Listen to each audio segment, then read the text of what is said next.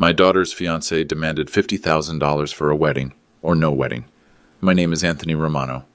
What Preston Whitfield IV didn't know was that his family's $4.2 million mansion was mortgaged through my bank. You see, Preston thought he was bullying some poor pizza shop owner. What he got instead was 24 hours later he was staring at foreclosure papers. Sometimes the most dangerous people are the ones who look harmless. I stayed completely silent during his racist rant. I nodded politely when he threatened to cancel my daughter's wedding, and then I made a decision that would destroy his entire world. By the way, if this story sounds familiar, maybe you've dealt with entitled people who think money makes them better than everyone else, hit that subscribe button.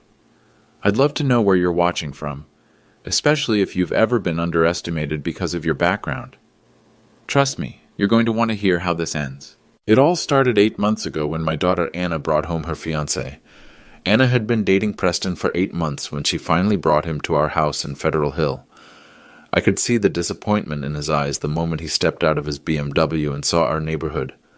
Row houses, small yards, working families. I was wearing my usual Saturday clothes, jeans and a Providence College t-shirt that had seen better days. My 1995 Honda Civic with 240,000 miles sat in the driveway next to his spotless car. "So you're Anna's father," Preston said, extending a manicured hand. His Hermes belt probably cost more than most people make in a week. "Anna tells me you work in finance?" I noticed the pause, the careful word choice. "I work at a bank, yes." Anna jumped in quickly. "Dad's being modest. He's been with the same company for 25 years. What she didn't know was that I owned that company." Preston's smile was the kind rich people give to service workers. Polite, distant. He glanced around our modest living room, taking in the worn furniture, the family photos on the mantel, the framed picture of Anna's Stanford graduation. "Stanford," he said, examining the diploma. "Impressive. Must have been quite an investment for your family." The way he said investment made it clear he thought we'd struggled to afford it. He had no idea I'd paid her full tuition, 4 years, $320,000, without touching a penny of my real assets. "Anna worked very hard," I said simply. "Of course. Merit scholarships help so much, don't they?" Anna's face reddened. She'd never told him about any scholarships because there weren't any. She thought her father had taken out loans, made sacrifices. She didn't know that Stanford's yearly tuition was less than what Romano Financial made in an hour. "Dad," Anna said quietly, "Preston's family is hosting an engagement party next month at the yacht club." "The Newport Country Club," Preston added. "Been in my family for 4 generations. He was marking territory, establishing hierarchy, old money versus whatever he thought we were." "That sounds wonderful," I said. "It will be," Preston replied. "Though I have to be honest, Mr. Romano. Anna and I have been discussing the wedding, and we have some concerns about the venue situation." Here it comes, I thought. "Anna showed me the reception hall you suggested, Russo's on Federal Hill." He pronounced it like it was painful. "I'm sure it's adequate for certain celebrations, but our guest list includes partners from my law firm, family friends, business associates, people who expect a certain standard." Anna looked mortified. "Preston, we talked about this. I know, sweetheart, and I want to make this work. But we need to be realistic about what kind of wedding represents both our families appropriately. Both our families. He meant his family. Ours was just along for the ride. I kept my expression neutral, but inside something was shifting. I'd spent 15 years building Romano Financial from a single storefront loan office to 80 branches across New England. I'd done it quietly, deliberately, always staying below the radar. Anna thought I was just another bank employee because I wanted her to succeed on her own merit, not because of my money. But watching this entitled kid dismiss my daughter's happiness for the sake of his social status, that was testing my patience. "What did you have in mind?" I asked. Preston brightened. "There's a beautiful venue in Newport, Oceanside, where people like us typically," he caught himself, "where the ceremony would be more appropriate for our combined social circles. People like us, not people like me." But he had no idea what people like me could really do. The call came on a Tuesday evening while I was reviewing quarterly reports in my home office. Anna's voice was strained. "Dad, can you come over? Preston and I need to talk to you about something important." 20 minutes later, I was sitting in their Cambridge apartment, a place I'd helped Anna secure, but she thought she was renting with student loan money, Preston had clearly been pacing. His usually perfect hair was disheveled, his tie loosened. "Mr. Romano," he began, "I want to be direct. Anna and I have been looking at wedding venues and we found the perfect location. The Chandler at Cliff Walk in Newport. I knew the place. Oceanside elegance. $1,500 per person, minimum." "It's beautiful," Anna said quietly. "But it's expensive." "How expensive?" I asked. Preston cleared his throat. "For the guest list we're planning, 200 people, the total would be approximately $300,000. Anna's face went pale. I could see her doing the math, thinking about her father's imaginary bank salary, wondering how we'd possibly afford it. "That's quite a bit," I said. "Which is why," Preston continued, "I've been thinking about how to make this work for everyone. My family has connections at the venue.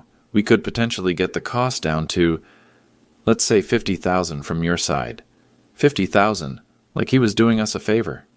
"The thing is," he went on, "this really needs to be decided soon. The Chandler books up years in advance. If we don't secure the date this week, we'll lose it." An ultimatum wrapped in urgency. Anna was staring at her hands. "Dad, you don't have to." "Actually, I do," Preston interrupted. "Anna, sweetheart, you know how important this is to both our families. My parents have already started planning. They've invited the senator, the mayor, partners from 3 law firms. This isn't just a wedding, it's a networking event that will benefit both of us for years to come. Both of us." Again, he meant himself. "And if we can't make it work?" I asked. Preston's mask slipped for just a moment. "Well, then we'd have to seriously reconsider our timeline. Maybe postpone until we can find something more financially feasible." The threat was clear. $50,000 or no wedding. Anna's eyes filled with tears. "Preston, you're putting my father in an impossible position." "I'm being realistic about our situation," he replied. "Anna, your father works at a community bank. He's probably making, what, $60,000 a year? Asking him to contribute $50,000 to a wedding is already generous considering the proportional investment. $60,000 a year. If only he knew." I watched my daughter's face crumble. She was caught between the man she loved and the father she thought couldn't afford to give her the wedding of her dreams. What she didn't know was that $50,000 was what Romano Financial made in less than 3 hours. But more than the money, Preston had just revealed something crucial. He saw our family as beneath his. We were the charity case he was graciously allowing into his circle, as long as we paid the admission fee. "I need some time to think about this," I said. "Of course," Preston said quickly, "but like I mentioned, we really need an answer by Friday. The Chandler won't hold the date much longer. 3 days. He was giving me 3 days to come up with money he assumed I didn't have. After I left their apartment, I sat in my Honda for a long time thinking. Anna was miserable. She was choosing between her family's financial security and her future happiness, all because Preston was too proud to have a wedding that didn't impress his country club friends. But here's what Preston didn't understand. I'd spent 25 years in banking. I'd learned to recognize certain patterns. Entitlement, arrogance, the assumption that money equals worth, and I'd also learned that information is power. That night, I called my compliance department. Not unusual for a bank president to request account reviews. By Thursday morning, I had a complete picture of the Whitfield family's financial situation, Preston's trust fund, his father's business ventures, and most interestingly, the mortgage on their family estate, the beautiful 8-bedroom colonial in Newport, the one Preston had grown up in, the one his parents used for entertaining senators and mayors. It was mortgaged through Romano Financial for $4.2 million. And according to our compliance review, there were some very interesting character clauses in that mortgage agreement. Friday afternoon came, and Preston called exactly at 5 o'clock. I was in my office at Romano Financial headquarters, having just finished reviewing the Whitfield mortgage file with my legal team. "Mr. Romano, I hope you've had time to consider our conversation." "I have." "Great. So what's the decision on the venue contribution?" I leaned back in my chair. The chair in the office Preston thought belonged to someone else entirely. "Preston, I have a question for you first." "Of course. You mentioned that this wedding represents both our families. I'm curious what you think my family brings to this partnership." There was a pause. "Well, Anna, obviously. She's wonderful, smart, beautiful, beyond Anna." What do you think the Romano family contributes? Another pause, longer this time. I'm not sure I understand the question. You've made it clear that your family has connections, social standing, financial resources. What do you think we offer in return? I could practically hear him searching for a diplomatic answer. Every family has their own unique strengths. Unique strengths, such as, Mr. Romano, I'm not sure where this is going. I'm trying to understand why you think $50,000 is a reasonable request from a family you clearly consider financially inferior. The silence stretched. When he spoke again, his voice had an edge. I never said you were financially inferior. You said I probably make $60,000 a year. That was an estimate based on average bank employee salaries. Which bank? What? Which bank did you research for those salary estimates? It was a general... You assumed, Preston. You saw my car, my clothes, my neighborhood, and you made assumptions about what kind of man your fiancé's father is. His breathing changed. I could hear him getting defensive. Mr. Romano, if you're upset about the financial arrangement, we can discuss alternatives. Such as? Well, if $50,000 is too much, perhaps we could look at a smaller venue. Something more suited to everyone's budget.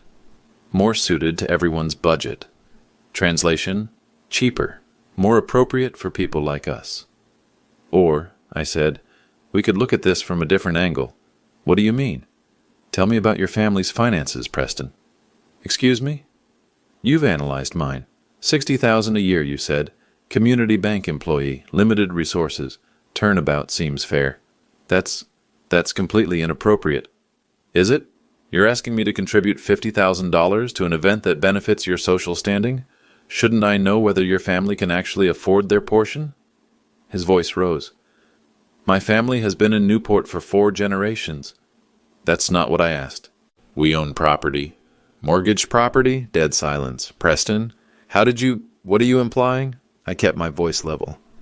I'm not implying anything. I'm asking direct questions about financial capacity, the same way you've been assessing mine. This is ridiculous. My family's financial situation is none of your business. But mine is yours? That's different. You're being asked to contribute, and your family isn't contributing? Of course we are, but how much? That's not 50,000, 100, more? I could hear him breathing hard. Mr. Romano, I don't appreciate this line of questioning. And I don't appreciate being treated like a charity case by someone who doesn't know the first thing about my actual situation. Your actual situation? You drive a 20-year-old Honda and live in Federal Hill. And what does that tell you about my priorities? It tells me you don't have money to waste on expensive cars and fancy neighborhoods. Or, I said quietly, it tells you that I don't need expensive cars and fancy neighborhoods to feel good about myself. Another long silence. Look, Preston said, his tone shifting to something meant to be conciliatory. Maybe we got off on the wrong foot here. The truth is, Anna is marrying into a family with certain expectations, social obligations. If your family can't meet those expectations financially, that's understandable. But we need to be realistic about what that means for the wedding, and frankly for Anna's future social position. There it was, the real message. Anna was marrying up, and our family needed to pay admission to the upper class, or accept a lower status permanently. So if I can't pay the $50,000, then we'll have to make adjustments. Find something more appropriate for the combined financial reality. And Anna's happiness? Anna will adjust. She's smart enough to understand that marriage involves compromise. Anna will adjust. Like she should be grateful for whatever scraps of dignity Preston was willing to throw her way. I see, I said. Preston, let me ask you one more question. What?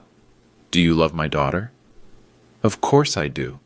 Enough to marry her if her family had no money at all? The pause that followed told me everything I needed to know. Mr. Romano, that's a hypothetical. No, Preston, it's the only question that matters. I hung up and looked at the Whitfield mortgage file on my desk. $4.2 million. Character clauses clearly defined. Legal grounds well established. Time for Preston to learn what financial reality actually looked like. That weekend, Anna invited me to lunch at a small cafe near Harvard Square. She looked exhausted, dark circles under her eyes that reminded me of her mother during her hardest days at law school. "Dad, about the wedding thing with Preston." "Anna, you don't need to explain anything." "But I do." She stirred her coffee without drinking it. "He's not usually like this. The pressure from his family is intense. They have these expectations about status and appearances that I'm still learning to navigate." Learning to navigate. Like she was the one who needed to change. What kind of expectations? Well, for example, his mother asked me last week what my father does for work. When I said banking, she asked which firm. When I said community banking, she got this look. Anna trailed off. What kind of look? Like she was disappointed, but trying not to show it. I sipped my coffee and said nothing. And Preston's father keeps making these comments about self-made people and how much he respects families who've worked their way up. But the way he says it, it sounds like he's patting us on the head for trying so hard. How does that make you feel? Honestly? Sometimes I wonder if I belong in that world at all. Last month, Preston took me to a dinner party at his parents' house. Everyone was talking about their vacation homes and their children's private schools and their charity galas. When someone asked what I did, I said I was finishing my MBA at Stanford.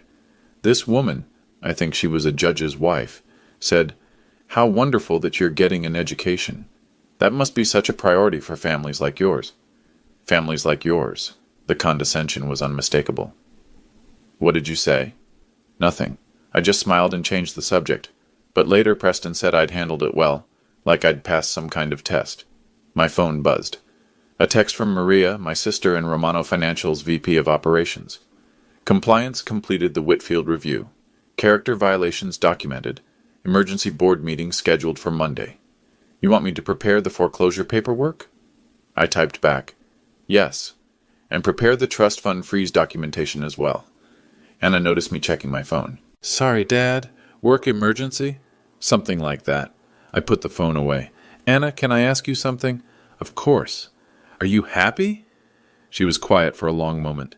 "I love Preston, I do, but sometimes I feel like I'm auditioning for a role in his life instead of just living my life." "What would happen if you stopped auditioning?" "What do you mean?" "What if you just showed up as yourself? As Anna Romano from Federal Hill, whose father works at a bank and drives an old Honda? What if you stopped trying to translate yourself into something they'd find acceptable?" She looked down at her hands. "I don't know if Preston would still want to marry me." The honesty in that statement broke my heart and solidified my resolve. My phone rang. The caller ID showed Romano Financial Legal Department. "I should take this," I said to Anna. "Give me 1 second." I answered, "This is Tony." "Mr. Romano, this is David from Legal. We've completed the documentation you requested. The Whitfield mortgage contains clear character violation clauses. We have grounds for immediate acceleration. Do you want us to proceed?" "Schedule it for first thing Monday morning. Full legal review." "Should we notify the account holders?" I looked at Anna, still staring at her coffee, still wondering if she was good enough for people who should be grateful she even looked in their direction. "Not yet. I'll handle notifications personally." I hung up and turned back to Anna. "Sorry about that." "No problem. Banking emergencies, right?" If only she knew what kind of banking emergency this was going to be. "Anna, I want you to remember something. You never have to apologize for who you are or where you come from. Anyone who can't see your worth doesn't deserve you." She smiled sadly. "Thanks, Dad. I just wish it was that simple." It was about to be. The yacht club invitation arrived on elegant cream cardstock. "The Whitfield family cordially invites you to celebrate the engagement of Preston Whitfield IV and Anna Romano. Cocktails and dinner at the Newport Country Club, Saturday, April 20th, 7:30 in the evening. Jacket required." Anna called me that Tuesday, excited and nervous. "Dad, Preston's parents want to meet you properly. His mother said it's important for the families to get acquainted before we start serious wedding planning." Before we start serious wedding planning. Translation, before they decide whether we're acceptable. "I'll be there," I said. "Great. And Dad, maybe wear your navy suit? The one from Anna's graduation?" Even she was worried about appearances. Saturday evening, I drove my Honda to Newport, past Preston's family estate, the one mortgaged through Romano Financial, and pulled into the yacht club's valet area. The attendant looked at my car like it was contaminated, but took the keys with professional courtesy. Inside, the club was exactly what I'd expected. Dark wood, brass fixtures, oil paintings of old men who'd probably never worked a day in their lives. The kind of place where membership was inherited, not earned. I found Anna and Preston at the bar, surrounded by about 15 people. Preston wore a blazer that probably cost more than most people's monthly rent.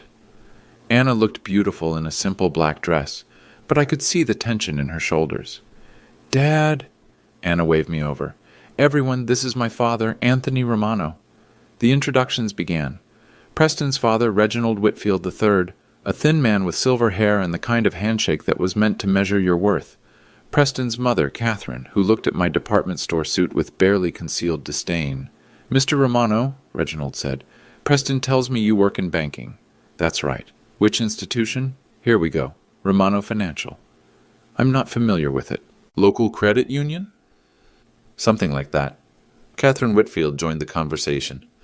"How lovely that you could take time off for this. Banking hours must be so restrictive."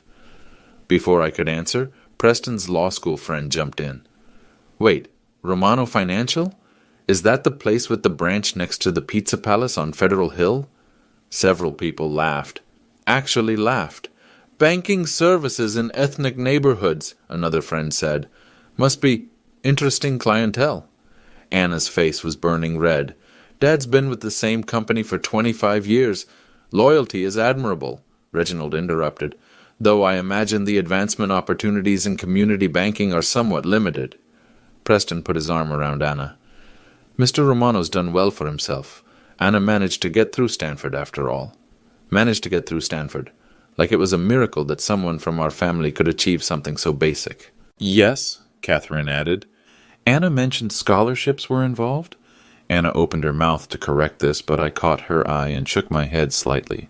"Let them think what they want to think." "Education is important in our family," I said simply. "Of course," Reginald said. "Preston's told us about your resourcefulness regarding the wedding venue situation. 50,000 is quite a stretch for a family in your position. We appreciate the sacrifice." The sacrifice. Like I was selling blood to afford their son's wedding. "Actually," Preston said, raising his voice so the whole group could hear, "we're still working out some logistics. The venue we want requires a significant investment from both families." One of his mother's friends, an older woman dripping with diamonds, leaned in conspiratorially. "The Chandler is divine, but so expensive. Maybe you should consider something more accessible. I know a lovely place in Cranston that does wonderful ethnic weddings." Ethnic weddings. I felt my jaw tighten. "The thing is," Preston continued, "Anna's family is dealing with some financial constraints. We're trying to find a solution that works for everyone."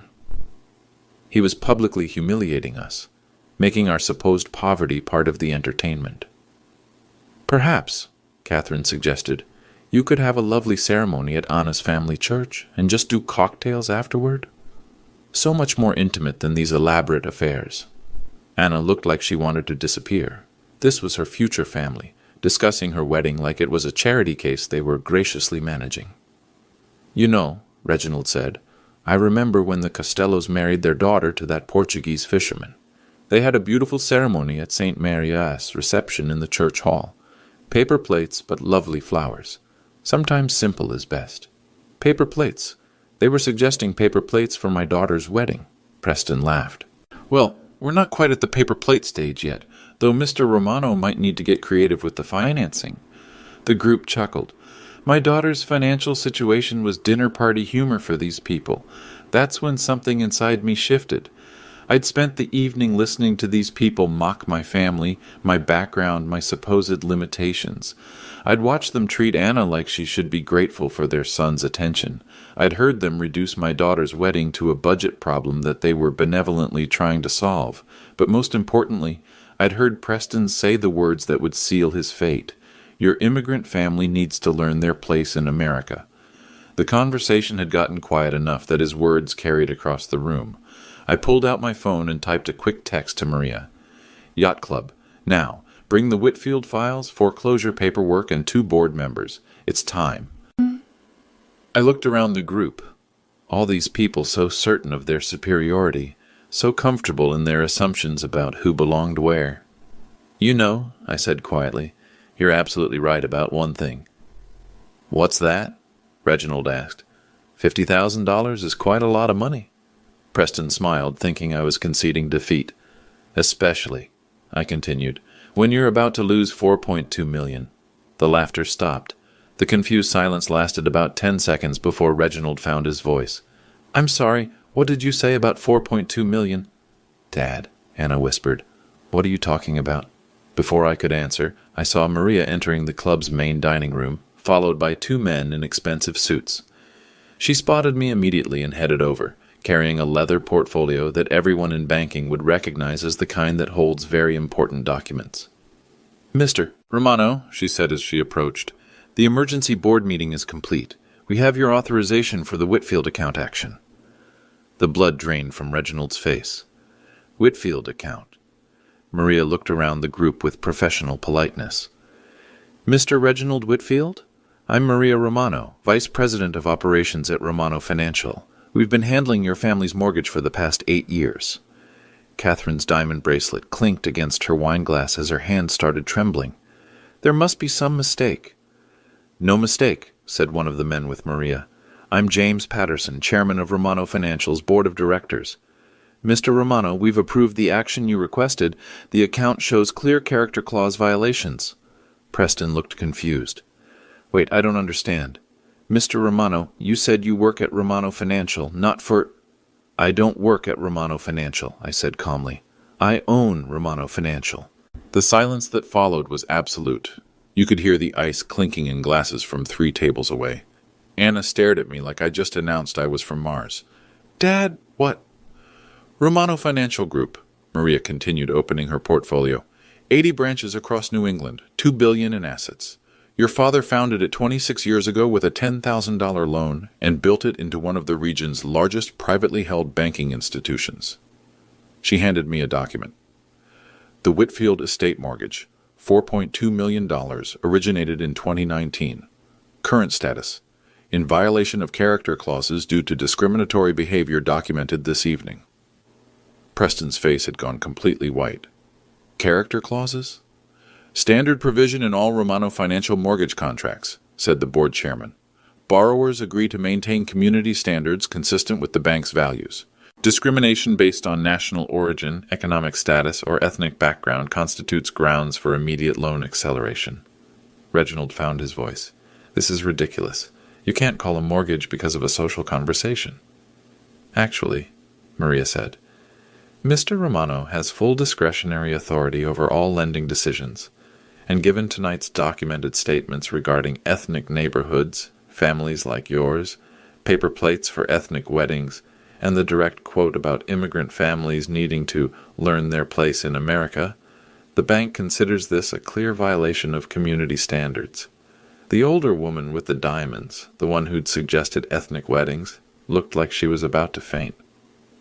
"Furthermore," Maria continued, "our investigation revealed that Preston Whitfield's trust fund, currently valued at approximately $600,000, is also managed through Romano Financial's private banking division." Preston made a choking sound. "Which brings us to the compliance issue," said the board chairman. "Trust fund management requires character verification. Mr. Whitfield's behavior raises serious questions about his fitness to manage inherited assets responsibly." Anna was staring at me with a mixture of shock, confusion, and something that might have been pride. "Dad, is this real? Are you really—" "Anna," I said gently, "your Stanford tuition was 4 years, $320,000. Paid in full, no loans. The reason I drive an old Honda isn't because I can't afford a new car. It's because I don't need a new car to know who I am." Catherine Whitfield finally spoke, her voice barely above a whisper. "You've been lying to us this entire time." "I haven't lied about anything. You assumed I was poor because I dress simply and drive an old car.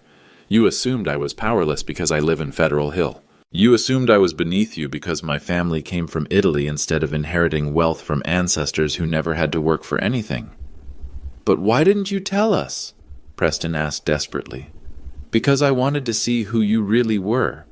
I wanted to know if you loved my daughter enough to respect her family, regardless of what you thought our social status was. I gestured around the room. Instead, I watched you spend 8 months treating us like charity cases. I heard you laugh about ethnic neighborhoods and suggest paper plates for Anna's wedding. I listened to you demand $50,000 from a family you considered financially inferior. And tonight, I heard you tell me that my immigrant family needed to learn our place in America. Reginald tried to regain some composure. Mr. Romano, if there's been a misunderstanding— No misunderstanding, I said. You showed me exactly who you are, all of you, and now I'm showing you who I am. Maria handed me another document. Loan acceleration notice, 24-hour demand for full payment, $4.2 million due Monday at 5 p.m. Legal grounds, character clause violations as documented by bank officers present this evening. You can't do this, Catherine said, panic creeping into her voice. Mrs. Whitfield, said the board chairman, your family signed the mortgage agreement. Character clauses are clearly defined. Your son's behavior tonight, demanding money from families he considers inferior, making disparaging comments about ethnic communities, treating potential in-laws with contempt based on perceived economic status, violates multiple provisions. Preston turned to Anna desperately. Anna, you can't let him do this. We're getting married. Are we? Anna asked quietly. Because 5 minutes ago, you were entertaining your friends by talking about how my family couldn't afford to give me a proper wedding. You told them my immigrant family needed to learn our place in America. That was just what, Preston? For the first time in 8 months, I saw my daughter's backbone, the strength that got her through Stanford, the Romano steel that I'd always known was there. Anna, Preston pleaded, your father is overreacting. This is all a misunderstanding.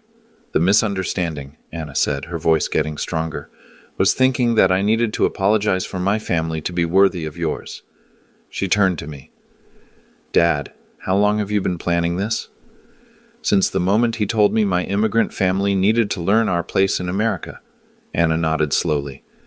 And the $50,000 he demanded is what Romano Financial makes in about 3 hours. She looked around the room at all these people who'd spent the evening treating her family like an amusing charity case. Preston, she said quietly, we're done. Preston's face went through several shades of pale before settling on a sickly green. Anna, you can't be serious. This is our engagement party. No, Anna said, her voice steady and clear. This is my education. She pulled the engagement ring off her finger, a 3-carat diamond that probably cost less than her father's daily earnings, and set it on the nearest table. Reginald stepped forward, trying to salvage the situation. Mr. Romano, surely we can discuss this like reasonable businessmen. These are emotional circumstances. Emotional? I asked. Mr. Whitfield, this is purely business. Your family signed a mortgage contract with specific character provisions. Those provisions have been violated. The loan is now due in full. Maria opened her portfolio and extracted a thick document. Loan acceleration notice, approved by Romano Financial's board of directors this afternoon. Sheriff's Department will serve formal papers Monday morning at 9 a.m. You prepared this before you even came here tonight? Catherine asked in horror. Standard procedure, said the board chairman. When character violations are documented through direct observation, Romano Financial acts swiftly to protect its interests and community values. Preston was frantically scrolling through his phone. I need to call my lawyer. By all means, I said. Though you should know that Romano Financial's legal department has been preparing for this contingency since Friday. We've reviewed all possible appeals, injunctions, and delaying tactics. Your family's options are quite limited. This is extortion, Reginald shouted, loud enough that other diners turned to stare. No, Maria said calmly. This is contract enforcement. Your son demanded $50,000 from a family he considered financially inferior. He made discriminatory statements about ethnic neighborhoods, suggested that families like ours should have weddings with paper plates, and explicitly told Mr. Romano that his immigrant family needed to learn their place in America. Romano Financial considers such behavior fundamentally incompatible with our community values. The older woman with diamonds, Mrs. Pemberton, I now remembered her name, finally spoke up. Reginald, what exactly did Preston say? Before Reginald could answer, Preston jumped in. I never said anything discriminatory. You said my family needed to learn our place in America, I reminded him. You laughed about banking services in ethnic neighborhoods. You told your friends that Anna managed to get through Stanford, like it was surprising that someone from our background could succeed academically. You suggested paper plates for our wedding reception. Anna looked at Preston with something approaching disgust. Is that really what you said? Anna, you're taking this out of context. Preston, she said quietly, 3 hours ago, you were entertaining your friends by talking about my family's financial problems. You made jokes about paper plates at our wedding. You treated my father like he was some kind of charity case you were graciously tolerating. I was just what? Just showing your true feelings when you thought there wouldn't be consequences? Maria handed me another document. Mr. Romano, there's also the matter of Preston's trust fund. Preston's eyes went wide. What about my trust fund? $600,000 managed through Romano Financial's private banking division. Recent withdrawal patterns suggest possible violations of trust provisions. What kind of violations? Catherine asked weakly. Expenditures inconsistent with character requirements, said the board chairman. Large cash withdrawals without proper documentation. Payments to luxury services while demanding financial contributions from families the beneficiary considers economically inferior. Trust fund guidelines specifically prohibit using inherited assets to exploit or demean others based on their perceived economic status. Preston's phone slipped from his hands and clattered on the marble floor. You're freezing my trust fund? Pending character review, Maria confirmed.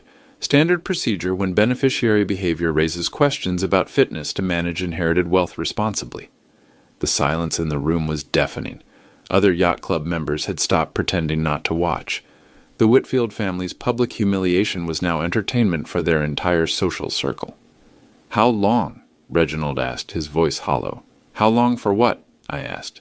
The foreclosure process. How long do we have? 24 hours to produce $4.2 million in certified funds, Maria said. After that, the property enters immediate foreclosure proceedings. That's impossible, Catherine whispered. We don't have that kind of liquid capital. Perhaps, I suggested, you could ask your friends here for a loan. I'm sure they'd be happy to help, given how much they've enjoyed discussing our family's financial situation tonight. The looks that passed between the yacht club members made it clear that no help would be forthcoming. These people were vultures, not friends. They'd enjoyed watching the Whitfields mock a poor immigrant family, but they had no interest in actually helping when the tables turned. Preston made one last desperate attempt. Mr. Romano, this is about Anna and me. Don't let your hurt feelings destroy our future. My hurt feelings? I looked at him with genuine curiosity. Preston, this isn't about hurt feelings. This is about character. You spent 8 months showing me yours. Now I'm showing you mine. Anna stepped closer to me. Sir, Dad, what happens to their house? Standard foreclosure process, Maria explained. Public auction. Proceeds go to satisfy the outstanding loan balance. And if it sells for more than they owe? They keep the difference. If it sells for less, they remain liable for the shortfall. Reginald's face crumpled. That house has been in my family for 4 generations. And my family has been in America for 1 generation, I replied. The difference is we built something instead of just inheriting it. Preston turned to Anna one more time. Anna, please, we can work this out. Your father is being unreasonable. No, Preston, he's being a father. Something you might understand if you'd ever respected the concept. She took my arm. Dad, I think we should go. As we walked toward the exit, I heard Catherine Whitfield's voice behind us, shrill with panic. Reginald, call the bank president. Call someone who can fix this. I turned back briefly. Mrs. Whitfield, I am the bank president. The last thing I saw was Preston on his knees, frantically trying to gather the pieces of his shattered phone from the marble floor. The next morning, I was reading the Providence Journal with my coffee when Anna knocked on my door. She looked like she hadn't slept much, but there was something different in her eyes. Clearer. Stronger. Dad, we need to talk. We sat in my kitchen, the modest kitchen in the modest house that had apparently fooled an entire family of supposed sophisticates. Why didn't you tell me? She asked. About Romano Financial, about the money, about everything. I poured her coffee and thought about my answer. Do you remember when you were applying to colleges? And I told you that you'd have to earn your way through scholarships and hard work. Yes, and I did. I worked my ass off. She stopped. Wait, did I? You worked exactly as hard as I said you'd have to. You earned every grade, every achievement, every opportunity. The only difference is that I paid the bills instead of making you take loans. But why lie about it? Because I wanted you to become Anna Romano, not Anthony Romano's daughter. I wanted you to know that you could succeed based on your own merit, not because Daddy wrote checks. She was quiet for a moment. And Preston? Preston was a test you didn't know you were taking. I needed to see if he loved you enough to respect you regardless of what he thought your family's status was. He failed. Spectacularly. Anna's phone buzzed. She glanced at it and shook her head. 20th call from Preston this morning and 15 text messages. Saying what? That he's sorry. That he didn't mean it. That his family is in crisis and he needs my help to fix this. How do you feel about that? She was quiet for a long moment. Like I dodged a bullet. Dad, last night when I was lying awake, I kept thinking about the last 8 months. Every time Preston introduced me to his friends, he'd apologize for something. My clothes, my car, my job plans. He was constantly managing other people's perception of me, like I was a project he was trying to fix. And now? Now I realized that the problem was never me. It was him and them. She looked around our kitchen. This house isn't a step down from the Whitfield estate, is it? It's a choice you made. Every choice I've made for 26 years has been about building something real instead of just displaying wealth. Your mother and I decided that family mattered more than status. Anna smiled for the first time in weeks. Mom would have loved this, wouldn't she? Watching you take down those snobs. Your mother would have done it herself and probably with more style. My phone rang. Maria. Tony, you need to see the news. I turned on the television. Channel 10 News was running a story about the Whitfield foreclosure. The reporter was standing in front of their Newport estate with a foreclosure notice sign clearly visible on the front lawn. The Whitfield family, longtime members of Newport's social elite, facing foreclosure on their historic family estate after what sources describe as discriminatory behavior violating their mortgage agreement with Romano Financial Group. Anna stared at the screen. It's really happening. The story continued. Preston Whitfield IV, an associate at the law firm Pemberton and Associates, has reportedly been dismissed from his position following what the firm calls conduct incompatible with professional standards. The Whitfield family has declined to comment, but sources close to the situation describe discriminatory statements made during a social gathering at the Newport Country Club. They fired him? Anna asked. My phone buzzed with a text from Maria. Pemberton and Associates called this morning. They don't want any association with the situation. Also, 5 other Newport families have requested meetings about refinancing their mortgages through Romano Financial. Word spreads fast in small communities. I showed Anna the text. Other families want to switch to your bank? Apparently, some people are impressed by an institution that stands by its values. The news story was still running. Romano Financial Group, founded by Italian immigrant Anthony Romano, has become one of New England's largest privately held banking institutions. The company's motto, building communities, not just wealth, appears to be more than just marketing. Anna looked at me with something approaching awe. Dad, how big is Romano Financial really? 80 branches, 2,000 employees, about $2 billion in assets. $2 billion? We started with $10,000 and a belief that every family deserves respect regardless of where they came from or what they drive. Her phone buzzed again. This time she answered. Hello, Preston. I could hear his voice through the phone, desperate and pleading. Preston, stop, Anna said firmly. What happened last night wasn't some misunderstanding that we can fix with an apology. You showed me who you really are when you thought there wouldn't be consequences. More desperate pleading. No, Preston, I don't want to meet for coffee. I don't want to work this out. And I definitely don't want to help you convince my father to reverse the foreclosure. A pause.